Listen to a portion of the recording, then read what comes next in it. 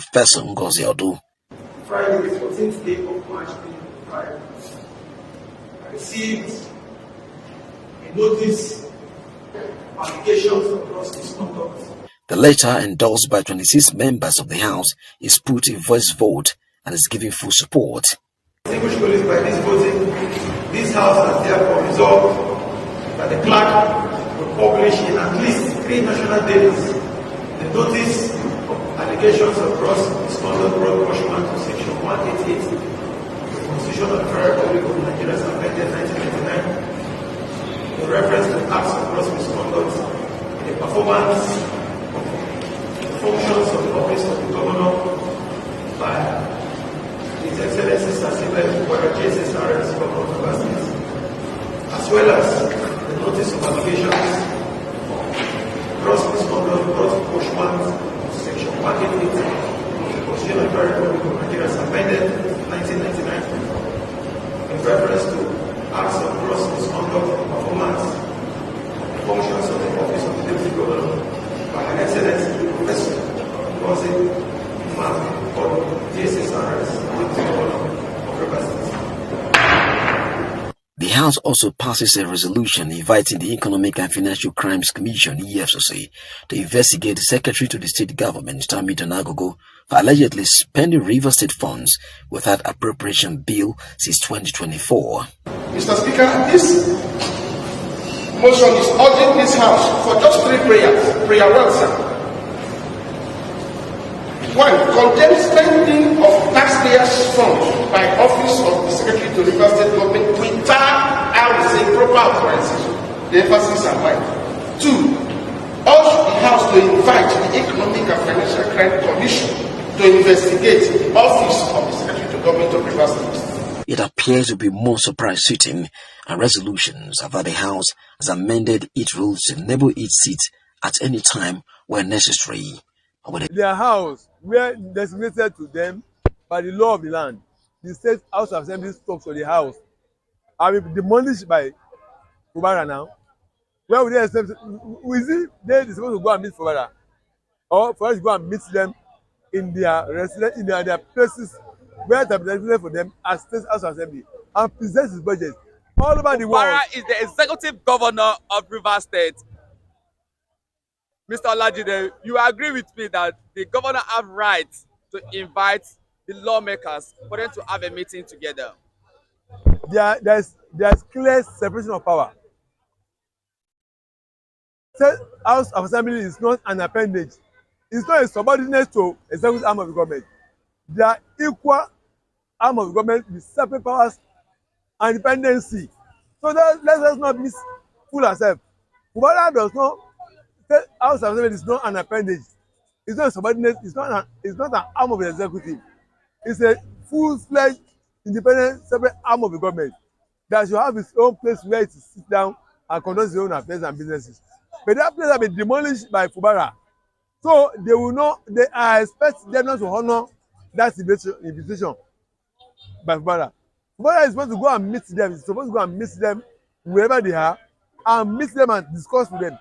Every president, every governor goes to the State House of Assembly and presents their budget and whatever they want to meet and discuss with them here.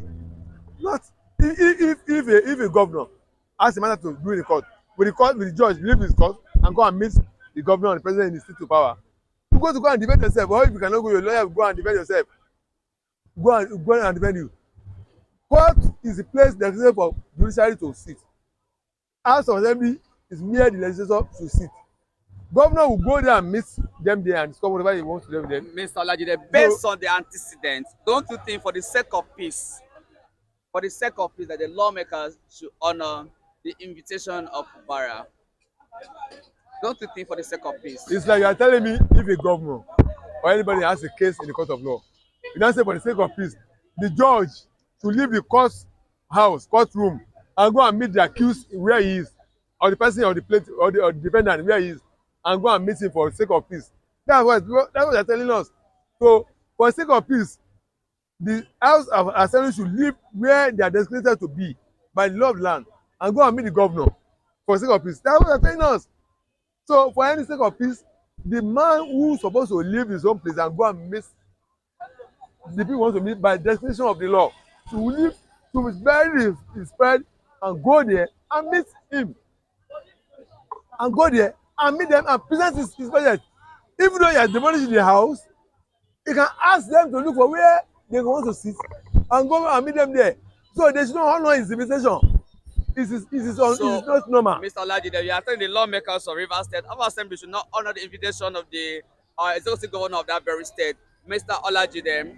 Do you think that the governor is having a sleepless night after the Supreme Court has confirmed that indeed there is no evidence showing that the 27 lawmakers actually decamped to another party? Except wants to play his office.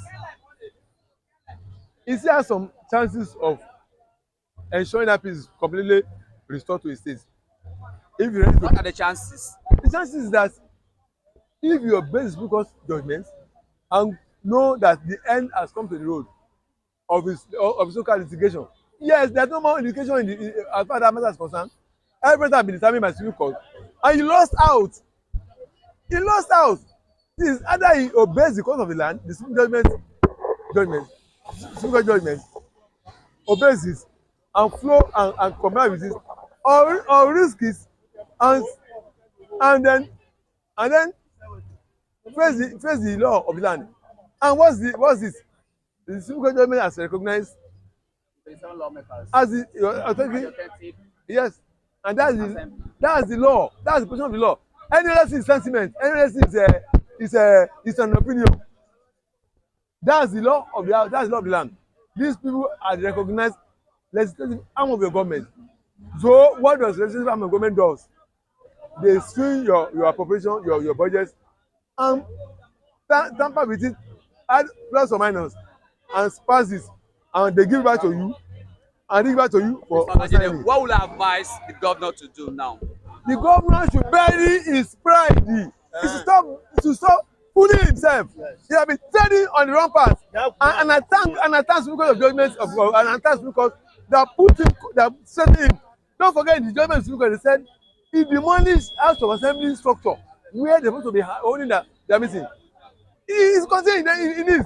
That's a sensible act of him. He wants to construct another edifice that will fit the River State people, the River State, lawmakers. They told his government told him that no, nothing was wrong with that structure. But in anticipation, the fear that he wants to be impeached, that's why I put down the structure. The court of law knew that that's why it was pulled down because he was afraid that he might be impeached. So he destroyed the legislative arm of. They said he didn't allow them to hold the place. How the place they will be holding a meeting. So it should be tried for seasonable following. So you mean that Governor Simi Fubara should bury his pride and appear before the lawmakers of River State House of Assembly? If he refuses to bury his pride, he will be running against the law of the land, and it will be easier for them to just get him removed. Everyone will not for him to remove Fubara. Let me tell you, forget about what Asari Kobo is. Asari is just making hell of a noise. You know his antecedents. He praised Tinubu, turn against Tinubu. He praised Kanu, turn against Nnamdi Kanu. So leave Asari Kobo nothing. Fubara should know that there's end to the road of the matter now. All right, Mr. Olajide, it's a very fine place to